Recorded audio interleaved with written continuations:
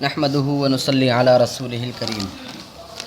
باب العلم انواریہ educational society کے زیر اہتمام چلنے والے ادارے جامعہ انواریہ کے تحت تفسیر قرآن، صحاح ستہ، فقہ و اصول فقہ کی مستند و معتبر کتابوں کی آڈیو اور ویڈیو ریکارڈنگ کا سلسلہ جاری ہے، اور ساتھ ہی ساتھ عصر حاضر پر کچھ مضامین کی آڈیو ریکارڈنگ کا بھی سلسلہ ہے۔ اسی کی ایک کڑی کشمیر کی قیامت صغریٰ، امت کے لیے ایک عبرتناک سبق،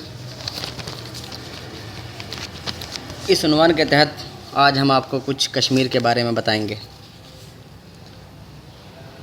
پانی ان بنیادی ضرورتوں میں سے ہے جن کے بغیر زمین پر زندگی کا تصور ممکن نہیں۔ سارے خاندانوں کا دار و مدار پانی پر ہے، سارے جانداروں کا دار و مدار پانی پر ہے۔ اللہ تبارک و تعالیٰ کا ارشاد ہے، وَجَعَلْنَا مِنَ الْمَاءِ كُلَّ شَيْءٍ حَيٍّ، کہ ہم نے ہر جاندار چیز کو پانی سے ہی بنایا ہے۔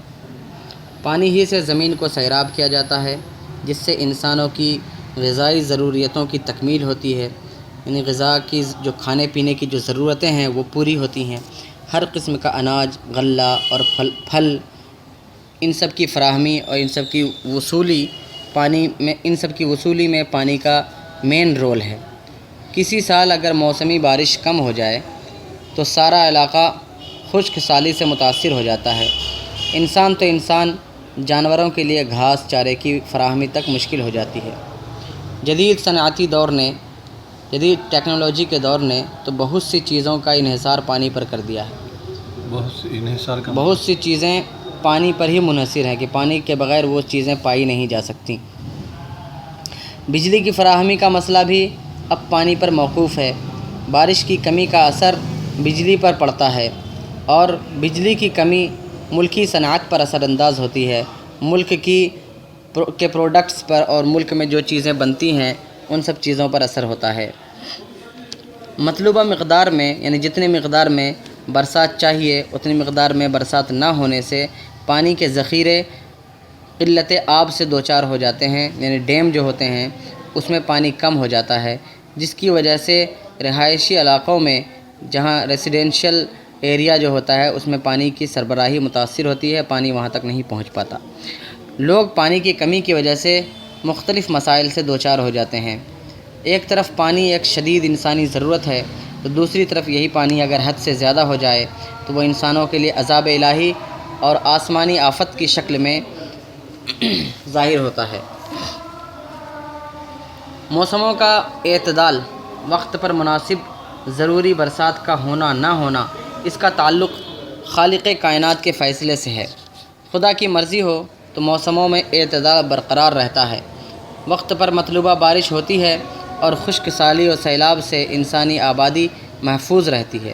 لیکن جب خدا کی زمین پر خدا سے بغاوت کی جانے لگتی ہے، اطاعت شعار بندوں کے مقابلے میں نافرمانوں کی تعداد بڑھ جاتی ہے، اطاعت کرنے والے بندے اللہ کی فرما برداری کرنے والے بندوں کے مقابلے میں نافرمانی کرنے والوں کی تعداد جب بڑھ جاتی ہے، لوگ زکوٰۃ ادا کرنا چھوڑ دیتے ہیں، ناپ تول میں کمی کی جانے لگتی ہے، کمزوروں کے ساتھ ظلم، ناانصافی میں تشویشناک حد تک اضافہ ہو جاتا ہے، حد درجہ ناانصافی بڑھ جاتی ہے، اور کھلے عام سرکشی کا مظاہرہ کیا جانے لگتا ہے، یعنی بات اللہ تعالیٰ کے حکم اور فرما برداری کو نہیں مانا جاتا ہے، اور زنا اور بدکاری عام ہو جاتی ہے، تو پھر خدا کا غضب جوش میں آتا ہے، اور آسمان سے انسانیت کے حق میں رحمت کے بجائے زحمت کے فیصلے نازل ہوتے ہیں۔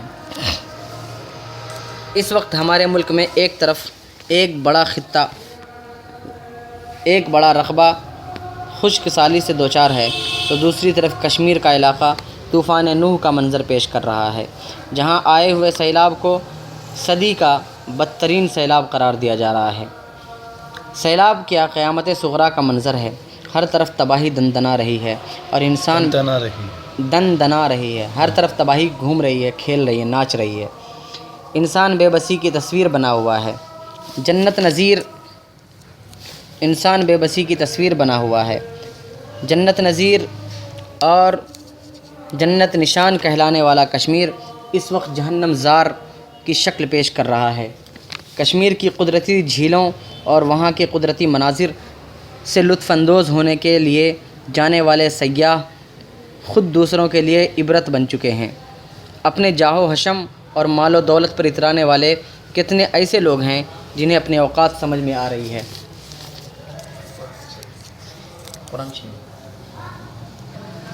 اپنی بلند و بالا کوٹھیوں میں داد عیش دینے والے آج ریلیف خیموں میں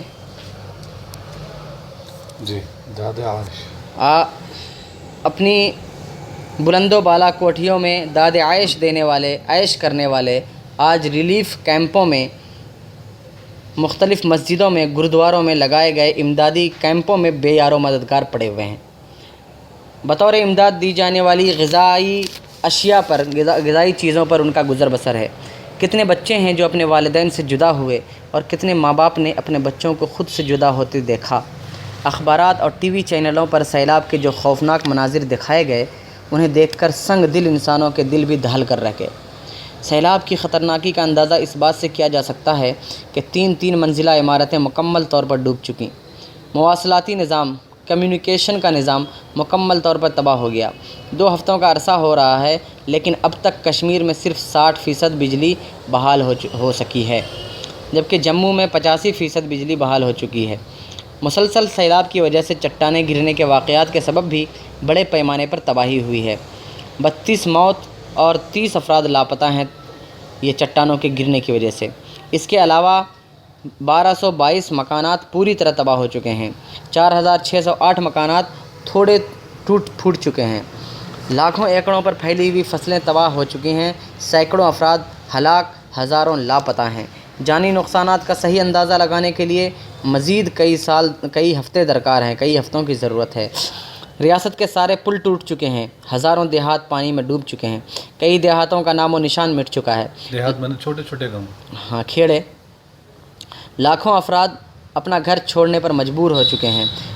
انفراسٹرکچر کی تباہی سے ہونے والے نقصانات کا اندازہ 6000 کروڑ لگایا گیا ہے۔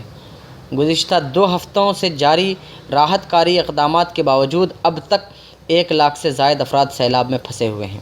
راحت کاری اقدامات، ریلیف کیمپوں کے جو کوششیں کی گئی ہیں، اتنا کرنے کے بعد بھی 1 لاکھ سے زائد افراد سیلاب میں پھنسے ہوئے ہیں۔ یہ نقصان کا ہلکا سا تخمینہ اور اندازہ ہے۔ اصل مسئلہ جو اس وقت درپیش ہے وہ سیلاب کے متاثرین کو دوبارہ بسانے کا ہے۔ ہزاروں خاندان بے آسرا ہو چکے ہیں۔ جو راحت رسانی کے خیموں میں پناہ لیے ہوئے ہیں، راحت پہنچانے والے خیموں میں جو لوگ پناہ لیے ہوئے ہیں، ان کا ساز و سامان، اسباب و وسائل سب کچھ چھن چکا ہے۔ متاثرین میں ہر مذہب سے تعلق رکھنے والے افراد کی بڑی تعداد ہے۔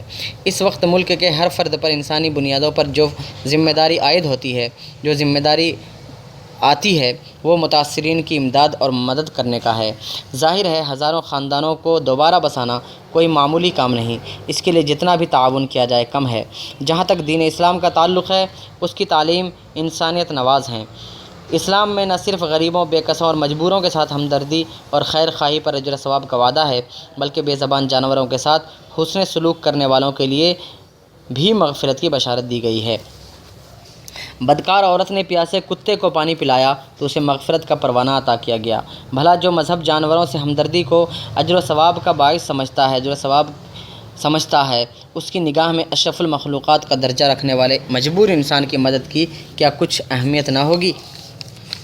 اسلام انسانوں کو ہی نہیں بلکہ ساری مخلوق کو خدا کا کنبہ قرار دیتا ہے، اور اللہ کی نگاہ میں سب سے محبوب وہ شخص ہے جو اس کے کنبے کے ساتھ حسن سلوک کرتا ہے۔ اللہ کا ضابطہ ہے، اللہ کا قانون ہے کہ جو بندہ اللہ کے دوسرے مجبور بندوں پر رحم کرتا ہے، اللہ تعالیٰ اس پر رحم فرماتا ہے۔ چنانچہ مشہور حدیث ہے، الراحمون یرحمہم الرحمن ارحموا من فی الارض یرحمکم من فی السماء، یعنی رحم کرنے والوں پر خدا رحمان رحم فرماتا ہے، تم زمین والوں پر رحم کرو، آسمان والا تم پر رحم کرے گا۔ اس کے برخلاف جو اللہ کے بندوں پر رحم نہیں کرتا، اللہ تعالیٰ بھی اس پر رحم نہیں کرتا۔ کتیا کا جو واقعہ ہے کہ وہ جانور کو جو ہے صرف پانی پلانے کی وجہ سے اللہ تعالیٰ اس کی مغفرت فرما دیا۔ جی مغفرت فرما دیا ہے۔ اس کے زندگی بھر وہ جو رنڈی بازی جو کری، زنا کری، اللہ تعالیٰ وہ تمام گناہوں کو جو ہے معاف کر دیا ہے۔ صرف اس لیے معاف کر دیا ہے کہ اس نے کتے کو پیاس سے تڑپ رہا تھا وہ پانی پلا دی، خلوص کے ساتھ اس کو خلوص پانی کے ساتھ پلایا. پانی پلا دی. اللہ کو یہ ادا پسند آ گیا اور اللہ تعالیٰ جو ہے اللہ نے اس کی مغفرت فرما دی ہے. بے شک. تو کیا ہر شخص کے لیے ایسا کام کرنے سے اس کی مغفرت ہو جاتی ہے؟ کیا یہ بات ثابت ہوتی ہے اس واقعے سے؟ بے شک، یہ بے واقعہ مشہور ہے، دیکھا یہ جائے گا. کیونکہ بعض مفسرین محدثین یہ فرماتے ہیں، اس میں تو بڑی پیاری بات ہے کہ اس میں کوئی شک نہیں ہے کہ اچھے اعمال کرنے کی وجہ سے اللہ تعالیٰ بندوں کی مغفرت کر دیتے ہیں، آخرت میں جو ہے خوشخبری ہے. لیکن ایک واقعہ یہ بھی ہے مولانا کہ ایک شخص ہے جو 99 قتل کر دیا تھا. ایک شخص ہے جو 99 قتل کر چکا تھا اور وہ اس کے دل میں اب جو ہے نیکی کا ارادہ ہوا، توبہ کا ارادہ ہوا، شرمندہ ہوا.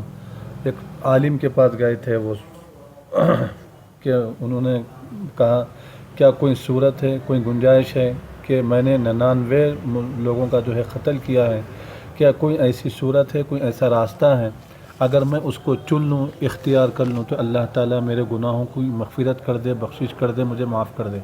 تو عالم صاحب فرماتے ہیں کہ بدبخت، بد نصیب، تیری مغفرت کیسے ہو سکتی؟ تو 99 لوگوں کا قتل کیا ہے، جہنمی ہے تو.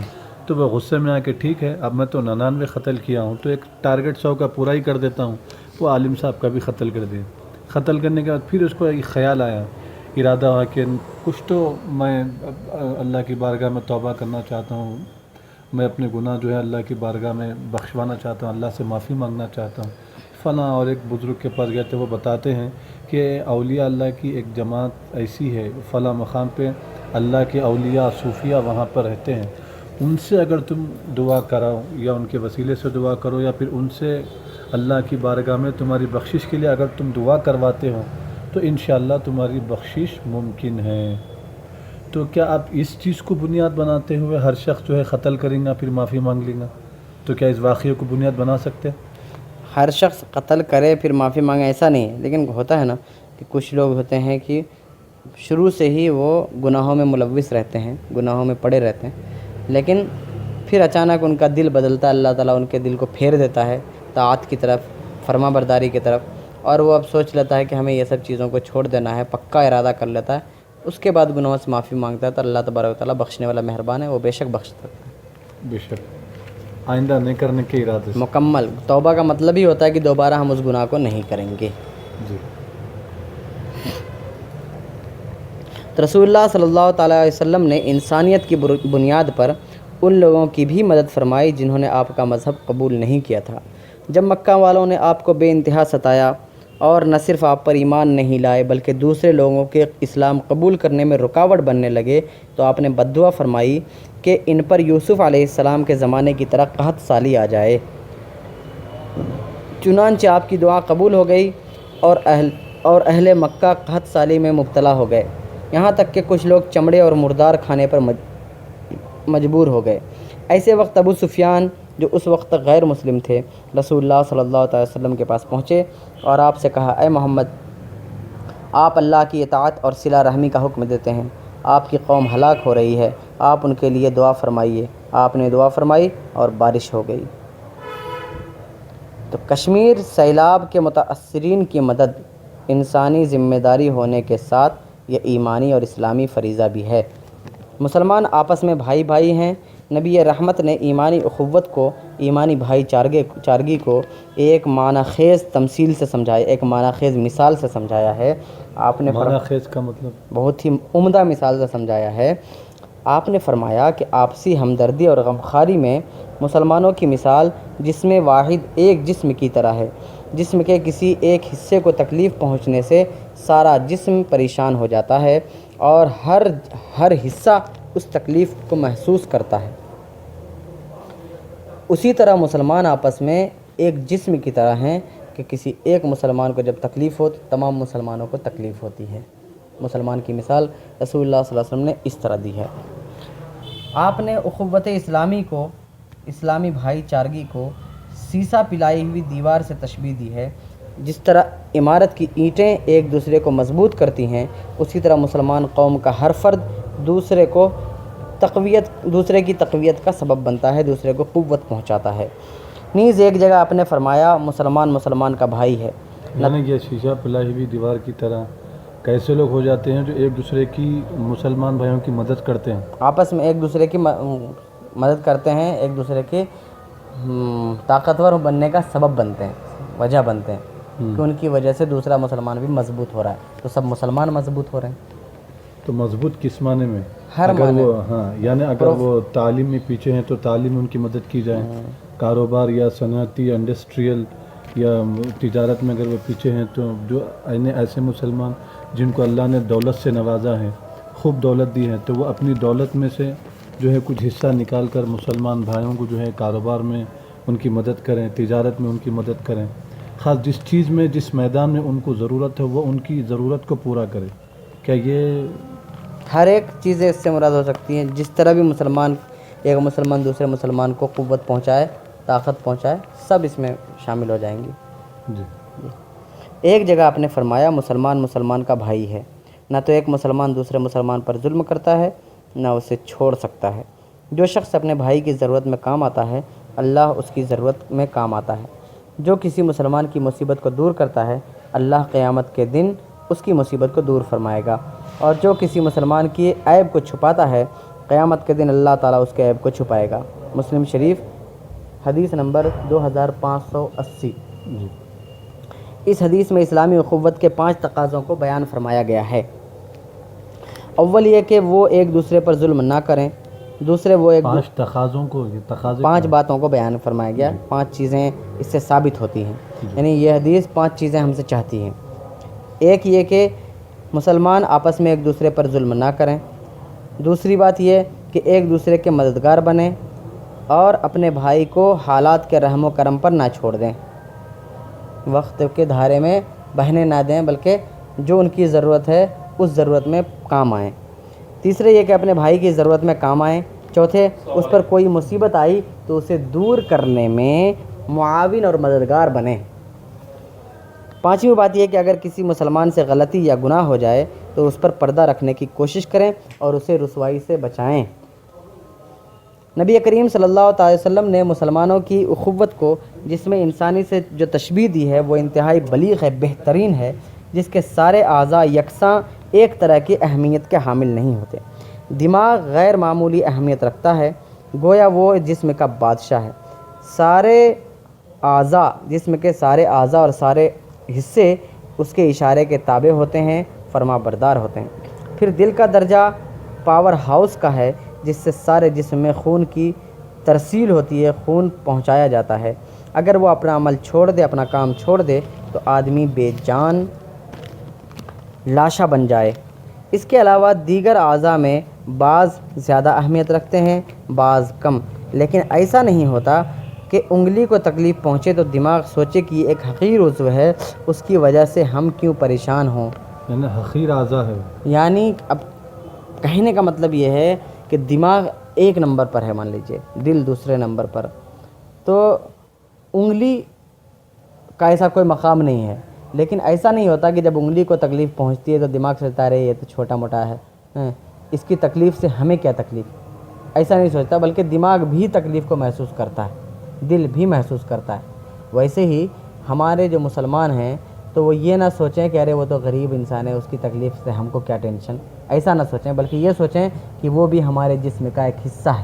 ہم بلند ہیں، بڑے بنائے گئے تو ہمارا مقام دماغ کا ہوا، یا اس سے چھوٹے ہیں تو دل کا ہمارا مقام ہوا۔ لیکن جس طرح جسم میں اگر چھوٹے سے چھوٹے حصے کو تکلیف ہو تو دل اور دماغ کو بھی تکلیف ہوتا ہے، اسی طرح آپ بھی تکلیف محسوس کریں جب آپ کے چھوٹے بھائی پر کسی طرح کی مصیبت آئے، تکلیف آئے۔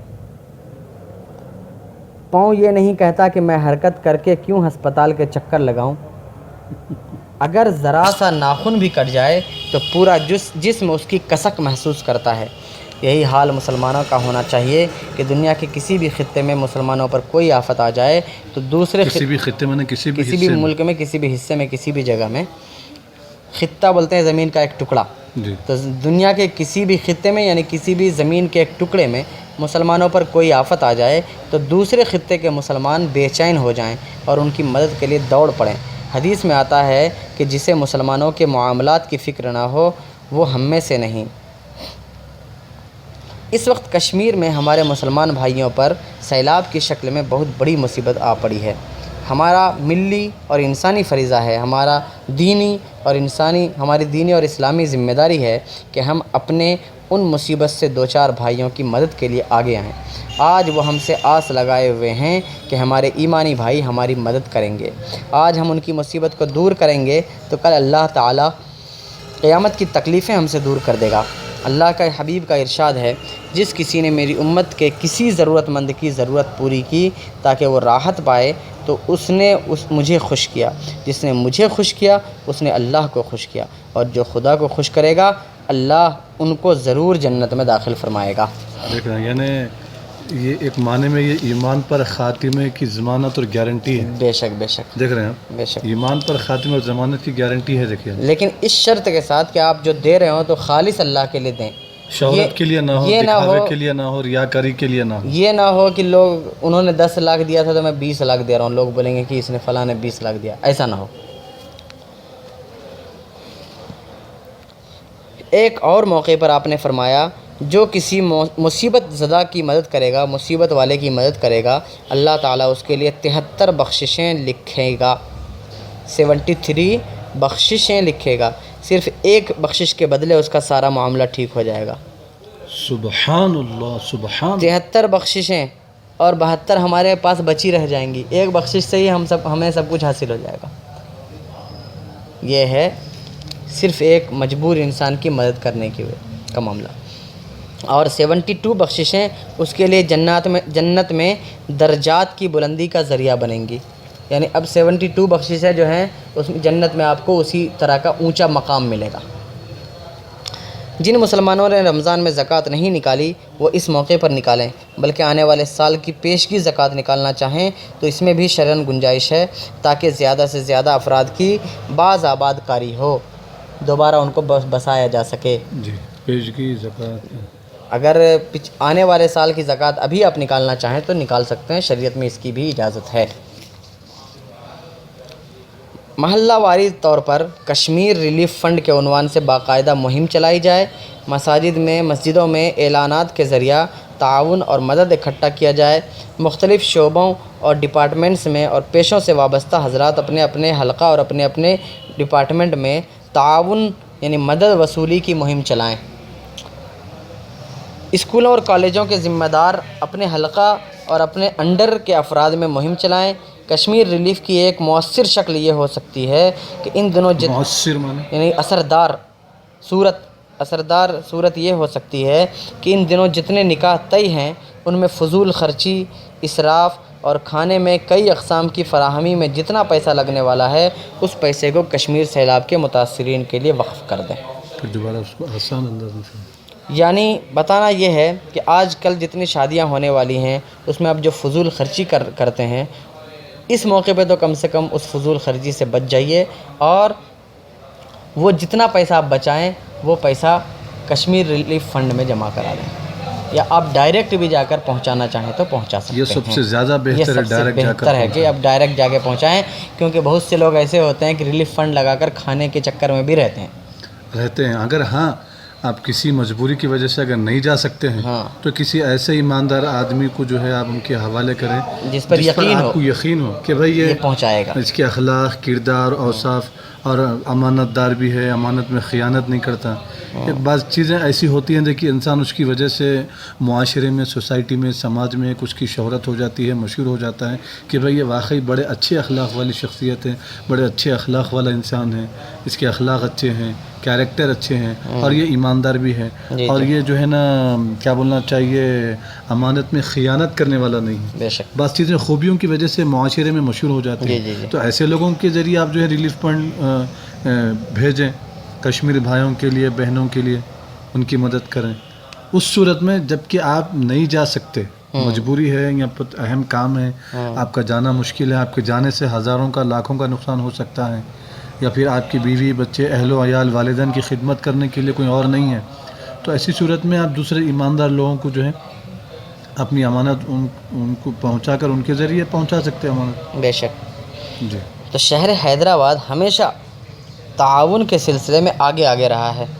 ماشاءاللہ اس مرتبہ بھی شہر کی سیاسی قیادت نے یعنی پولیٹیکل لیول کے لوگوں نے کشمیر ریلیف کے لیے 20 لاکھ کا اعلان کیا ہے۔ روزنامہ سیاست کی جانب سے بھی ہمیشہ مہم چلائی جاتی ہے۔ ریلیف خدمات میں ایک نمایاں نام صفا بیت المال کا جو ایسے ہر موقع پر فوراً حرکت میں اور میں جو ہے ہمارے مجلس اتحاد المسلمین کے کونسلر ہیں، غوث کونسلر صاحب، قابل تعریف ہے ہمارے غوث کونسلر صاحب جو شالی بنڈے کے کونسلر ہیں ماشاءاللہ، اور مجلس اتحاد المسلمین کے انتہائی متحرک کونسلر ہیں، اور ماشاءاللہ دینی کاموں میں بھی ہمیشہ وہ آگے بڑھ چڑھ کر حصہ لیتے ہیں، اللہ ان کو سلامت رکھے۔ اس بار کشمیری بھائیوں کے لیے تقریباً 2 کروڑ روپے کی وہ جو ہیں امداد کر رہے ہیں مجلس اتحاد المسلمین کی جانب سے، اور وہ خود 1 کروڑ روپے تو تقریباً وہ اپنی جیب سے لگا رہے ہیں۔ ماشاءاللہ ماشاءاللہ سبحان اللہ۔ دیکھیے مجلس اتحاد المسلمین کے متحرک کونسلر ہیں بے شک ہمارے غوث کونسلر صاحب، اللہ سلامت رکھے بیچاروں کو، آمین۔ واقعی بہت بہترین جو ہے کونسلر ہیں، ایسے لوگ ہونا چاہیے، جی تبھی تو مجلس اتحاد المسلمین جو ہے بعض ایسے بھی خیر خواہی کاموں میں حصہ لینے والے لوگوں کو بھی وہ لوگ جو ہے سیٹ دیتے ہیں، قابل لوگوں کو بھی دیتے ہیں بے شک بے شک ماشاءاللہ۔ اس میں مجلس اتحاد المسلمین کی بھی